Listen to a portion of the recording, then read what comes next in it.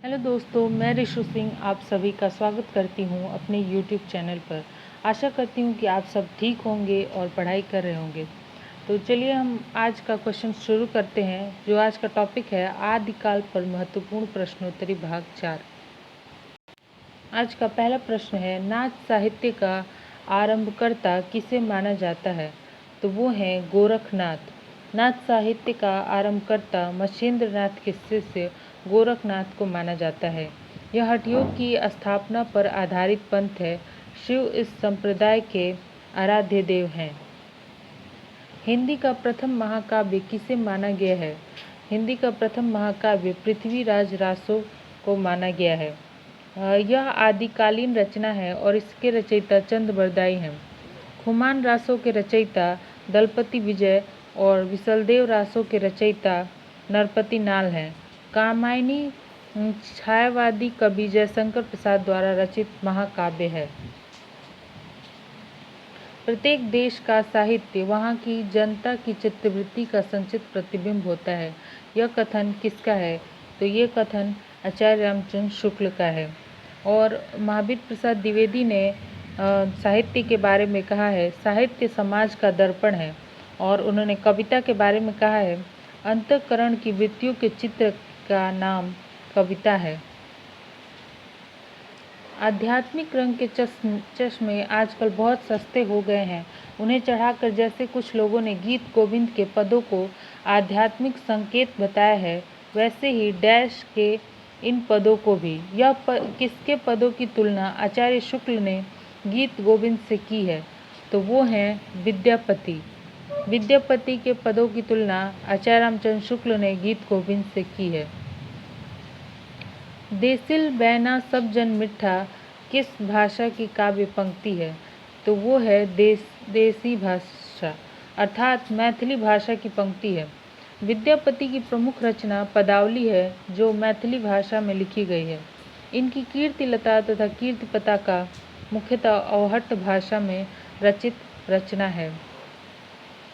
गोरी सोवे सेज पर मुख पर डारे केस पंक्ति किसके द्वारा रचित है? तो वो है अमीर खुसरो के द्वारा। अमीर खुसरो ने अपने गुरु निजामुद्दीन औलिया की मृत्यु पर यह गीत लिखा था, गोरी से सोवे सेज पर मुख पर डारे केस।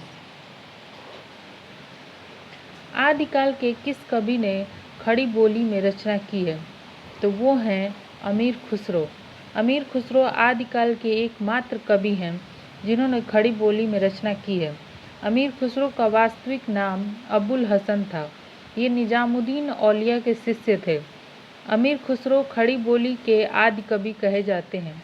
इनकी रचनाएं हैं खलिक बारी, पहेलियाँ, मुकरियाँ, दो सूखने, गजल आदि। पृथ्वीराज रासो के रचयिता कौन है? वो है चंद बरदाई। पृथ्वीराज रासो के रचयिता चंद बरदाई हैं। रामचंद्र शुक्ल के अनुसार चंद बरदाई हिंदी के प्रथम महाकवि माने जाते हैं और इनका पृथ्वीराज रासो हिंदी का प्रथम महाकाव्य माना जाता है। पृथ्वीराज रासो 69 अध्यायों में विभक्त। ये भी क्वेश्चन पूछा जाता है कि पृथ्वीराज रासो कितने अध्यायों में विभक्त है? तो उसकी संख्या है 69 तथा 68 छंदों से युक्त महाकाव्य है। और ये 68 छंदों से युक्त महाकाव्य है। चंद बरदाई को छप्पे छंद का विशेषज्ञ भी माना जाता है। चंद बरदाई को छप्पे छंद का विशेषज्ञ माना जाता है। विद्यापति किसके दरबारी कवि थे? तो विद्यापति कीर्ति सिंह के दरबारी कवि थे। विद्यापति तिरहुत के राजा शिव सिंह और कीर्ति सिंह के दरबारी कवि थे। ये प्रमुख आदिकालीन कवि हैं। इनके गुरु का नाम पंडित हरि मिश्र था। ये बिहार के दरभंगा जिले के बिपसी नामक गांव के निवासी थे। इनकी प्रमुख रचनाएं इस प्रकार हैं, कीर्तिलता, कीर्ति पताका, शैव सर्वस्व सार, गंगा वाक्यावली, भू परिक्रमा, पुरुष परीक्षा, पदावली। पदावली मैथिली भाषा में रचित है तथा यह विद्यापति की प्रसिद्धि का कारण है। बच्चन सिंह ने विद्यापति को जातीय कवि कहा है। आल्हाखंड नाम से प्रसिद्ध रचना कौन सी है? आल्हाखंड से प्रसिद्ध रचना है परमाल रासो। परमाल रासो के लेखक जगनिक हैं। परमाल रासो आला उदल नामक दो सरदारों की वीरता का वर्णन है। आला खंड को सर्वप्रथम सन 1865 ईस्वी में फर्रुखाबाद के तत्कालीन जिलाधीश चार्ल्स इलियट ने प्रकाशित कराया था। 12 बरस लो कुकुर जिए और 16 लो जिए सियार किसकी पंक्ति है? तो वो है जगनिक की पंक्ति।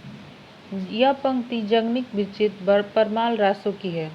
यह जो पंक्ति है ये परमाल रासो से ली गई है जिसके रचयिता जगनिक है। परमाल रासो में आला उदल नामक दो सरदारों की वीरता का वर्णन है।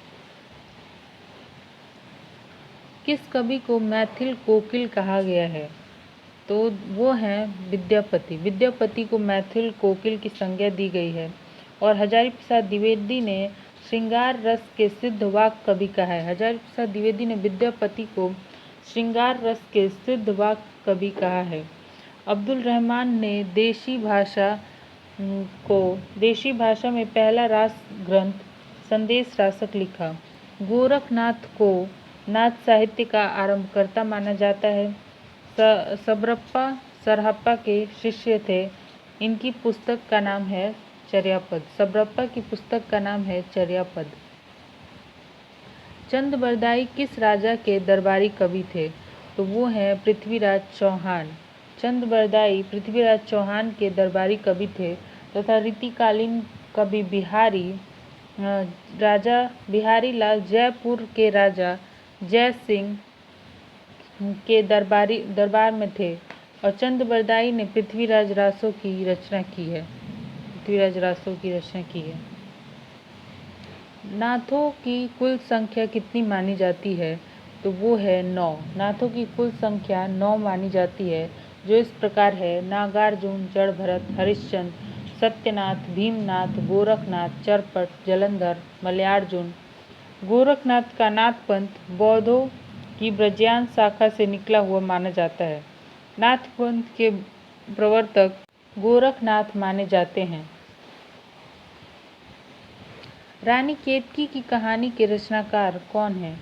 तो रानी केतकी की कहानी के रचनाकार हैं इंशा अल्लाह खां। इसका एक और नाम उदयभान चरित है। रानी केतकी की कहानी का एक और नाम है वो है उदयभान चरित। चंद्रधर शर्मा गुलेरी ने की रचना है कछुआ धर्म मारे सी मोहे कुठाव है। प्रेमचंद की रचना है सेवा सदन, करबला, प्रेम की वेदी, गबन आदि। लल्लूलाल जी उर्दू को यामिनी भाषा कहते थे। इन्होंने प्रेम सागर की रचना करते समय यामिनी भाषा को छोड़ने की बात कही थी। और ये क्वेश्चन यहीं समाप्त होते हैं। और आपको